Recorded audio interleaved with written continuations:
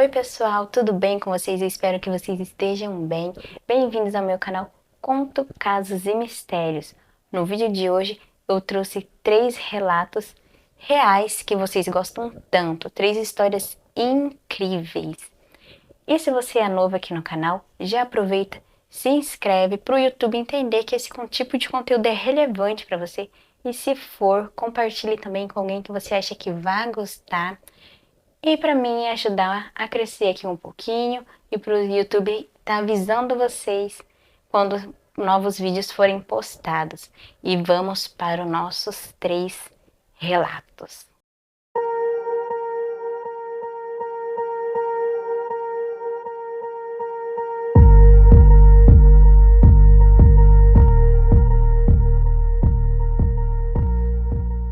O primeiro relato, quem nos conta é o Marcos, sobre uma casa de taipa. Olá a todos, hoje quero compartilhar um relato que aconteceu com uma vizinha amiga da família, há mais ou menos uns 20 e poucos anos atrás. Ela já contou tantas vezes esse acontecimento que sei de cor e salteado. Pois bem, moramos no interior. Ela e o marido e os filhos conseguiram um pedaço de terra financiado pelo governo. Basicamente, era uma área grande que eles dividiam em partes e davam para as famílias para pagar uma quantia todos os anos. Na área, podiam construir, plantar e criar animais. Assim que fizeram a distribuição por sorteio, algumas pessoas aceitaram trocar para ficar perto de algum parente ou de algum amigo. A parte que ficou para minha vizinha tinha uma moita de bananeira e várias mangueiras, a qual eles pretendiam fazer um chiqueiro e criar alguns porcos na sombra. Veio uma mulher no mesmo dia do sorteio e pediu para trocar de terra com ela. Porém, eles não aceitaram, porque tinham ficado muito satisfeitos com a parte deles. Ela insistiu muito e inclusive deu até briga com direito a facão e foi-se. Porém, as outras pessoas separaram a briga e não aconteceu nada de grave. Só uns puxões de cabelo e uma ameaça. A mulher que queria trocar disse: "Se esse pedaço não for meu, também não vai ser seu. Vou transformar sua vida em um inferno." Passou algum tempo, todos já estavam morando lá, meio que no improviso, para sair do aluguel e também lavrar aquela terra. As coisas estranhas começaram a ocorrer na casa da minha vizinha. Assobios do nada, comida azedava pouco tempo depois de ser cozida. Vultos, vozes, as crianças não dormiam direito por terem pesadelos. A noite era pior de madrugada. Coisas caíam do armário, gritos e vozes ao redor da casa. Pedras eram jogadas no telhado, mesmo com o marido dela vigiando, pensando se tratar dos vizinhos brigões. Não eram eles. As pedras caíam do nada. As coisas voavam do armário, os copos quebravam. Nesse tempo, minha vizinha relatou que brigavam muito dentro de casa. As crianças tinham medo e não gostavam daquele lugar. Sempre estavam doentes. A gota d'água foi quando começaram a ver vultos e passos dentro de casa. E as coisas eram jogadas dos armários e as panelas caíam o tempo todo. Antes era de vez em quando, alguma coisa. No final, eram todos os dias. Eles chegaram a chamar um pastor para abençoar a casa. Mas quando uma panela caiu do nada na cozinha, o pastor não demorou mais 5 minutos e foi embora. Muito assustado, dizendo que iria voltar outro dia e nunca mais voltou. Minha vizinha conta que foram mais de 2 anos nesse inferno. Eles queriam que desse certo, já que aquela propriedade era tudo que possuíam. Porém, quando tudo se intensificou muito, ela pegou as crianças e falou com o marido: "Estou indo embora. Nunca mais boto os meus pés aqui. Você vai ou fica." ele também foi embora. Isso aconteceu no interior de Minas Gerais. Eles venderam as coisas e vieram para o Espírito Santo.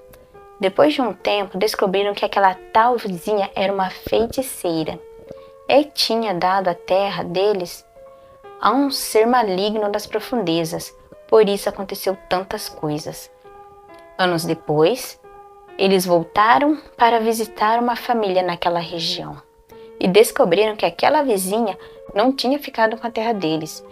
E outras famílias passaram pela mesma situação quando moravam naquele local. Derrubaram tudo, fizeram um pasto no lugar. O dono do pasto mora na cidade e diz que o local é assombrado à noite. Ninguém mais vai lá. Ela dizia que a casa era de taipa. Essa história muito incrível do Marcos, né, da vizinha do Marcos nesse caso. Marcos, obrigada por compartilhar a sua história e permitir que a gente conte ela aqui no nosso canal. E vocês acham que é possível alguém dar alguma coisa que não é dela para um ser maligno, por algo de outro mundo, sem ser propriamente dela, porque a terra não era dela, né? Era da vizinha do Marcos. Será que é possível isso? Se for, meu Deus do céu, né? Mesmo assim, muito obrigada, Marcos, pela sua história, pelo seu relato. E aí, pessoal, voltei aqui. Tive um probleminha ali com a segunda parte do primeiro vídeo. Como já estava um pouco tarde, então eu decidi continuar gravando hoje para vocês. Eu quero agradecer novamente ao Marcos por ter fornecido o seu relato pra gente. E agora vamos para os outros dois relatos que ainda temos aqui para falar. E por coincidência, o relato agora do Luiz também se fala de uma casa de taipa. Foi coincidência isso daí. E vamos ao relato. Graças a Deus eu tenho 46 anos. Tenho uma vida agitada, gosto de beber uma cerveja e dormir escutando uma música. Mas nunca vi ou ouvir algo que pudesse fugir do natural. Nunca presenciei nenhum fato sobrenatural. Eu mesmo não. Mas tenho uma história bem macabra que aconteceu com meus pais, quando ainda nem havia nascido. E quando eles me contaram essa história, eu fiquei assombrado. Assim que eles casaram, foram morar em um município do Maranhão, chamado Cantanhete. Meus pais eram bem humildes, pobres e alugaram naquela época uma casa de pau e pique, uma casa de taipa, onde iniciaram a vida conjugal. Depois de alguns dias, fatos estranhos e assombrosos começaram a acontecer, principalmente um mau cheiro muito forte e insuportável de carne podre. Né? E como a gente sabe, esse cheiro, né? Para quem não conhece, quando vem esse cheiro aí forte de carne podre, não é um bom sinal, nunca é. Meus pais procuraram em todos os cantos da casa, inclusive quintal, mas nada encontraram. Porém, o cheiro insistia. Um certo dia, minha mãe estava deitada no quarto e meu pai estava trabalhando, quando de repente a cama começou a tremer. Tremia tanto que minha mãe, apavorada, saiu correndo, gritando na rua, pedindo ajuda. Quando meu pai chegou, foi ao quarto e somente o cheiro de carne podre persistia no quarto. Nessa mesma noite, como naquela época não havia energia elétrica na pequena cidade, meus pais acendiam as lamparinas e foi uma dessas vezes que o pior aconteceu. No momento em que meu pai acendia a lamparina, como se alguém ali próximo desse um sopro e apagasse a mesma. Meu pai insistiu em acender e novamente o sopro apagou a lamparina. Então, meus pais decidiram não dormir mais no local e foram dormir na casa de uma tia minha que morava ali perto. O cheiro de carne podre ainda continuou e eles decidiram entregar a casa e algum tempo depois souberam que uma senhora havia morrido naquele local tragicamente. Pessoal, esse foi o relato do Luiz, né? Na verdade, um relato dos pais deles, bem estranha a casa, provavelmente, né?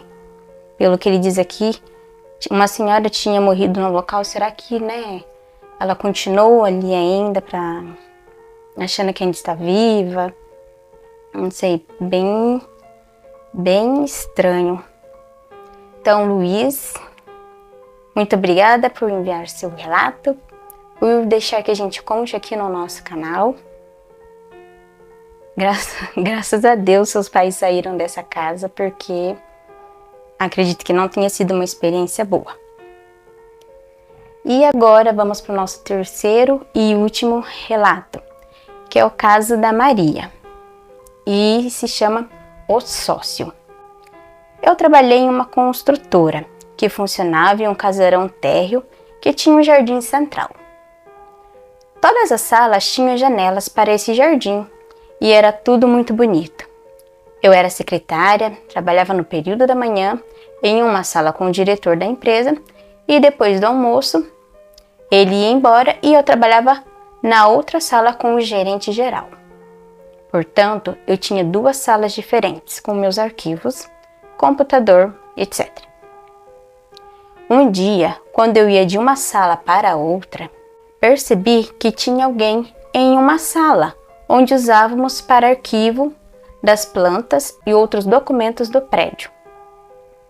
Voltei para ver quem era e lá estava um homem, de terno, em pé, de frente para os arquivos e de costas para a porta, mas sem a cabeça. Corri desesperada para a sala da gerência e contei para meu chefe. Ele me acalmou e mandou que eu fosse para casa para me refazer do susto. Depois de alguns dias, lá estou eu de novo, passando no mesmo corredor.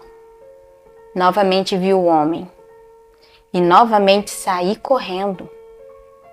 Só que desta vez fui chamada pelo diretor, que me mandou sentar, fechou a porta e me contou quem era. O cara sem cabeça provavelmente era o ex-sócio dele. A sala onde ele aparecia foi dele antes de ser arquivo, que se sentiu lesado quando desfizeram a sociedade e, como já estava deprimido por ter rompido um noivado, pedi ao meu diretor para me deixar usar a sala dele como passagem, ou me deixar de uma vez na outra sala. Ele consentiu e pediu que eu não contasse a ninguém sobre a identidade da aparição. E eu não precisei mais passar naquele corredor. Também mantiveram as janelas daquele cômodo fechadas para o jardim, porque depois da gritaria, todo mundo soube o que eu vi, mas sem saber da história do tal sócio. E esse foi o relato da Maria. Maria, muito obrigada por liberar que a gente conte o seu relato aqui no nosso canal. Eu realmente espero que você não esteja mais trabalhando nesse local, ou se você ainda estiver trabalhando, que você realmente não tenha visto mais nada, né? Porque imagine trabalhar num local que toda vez que você for precisar passar por algum local, algum corredor ali, você vai se deparar com uma cena dessa que certamente não foi uma experiência boa. E é isso, pessoal. Esses são os 3 relatos de hoje, um vídeo mais curtinho. Espero que vocês gostem. Se vocês gostaram, se inscreve no canal, deixa o like e compartilha para quem você acha que também vai se interessar. E se você tem um relato parecido com esses, um relato misterioso, não precisa ser um relato assombrado, um relato misterioso que você achou curioso, achou diferente, que tenha acontecido com você, manda aqui pra gente. Eu vou deixar nas descrições como você pode mandar o seu relato. E eu agradeço por ter assistido meu vídeo até aqui. Dá aquele like para me ajudar a crescer aqui no YouTube. Muito obrigada e até o próximo.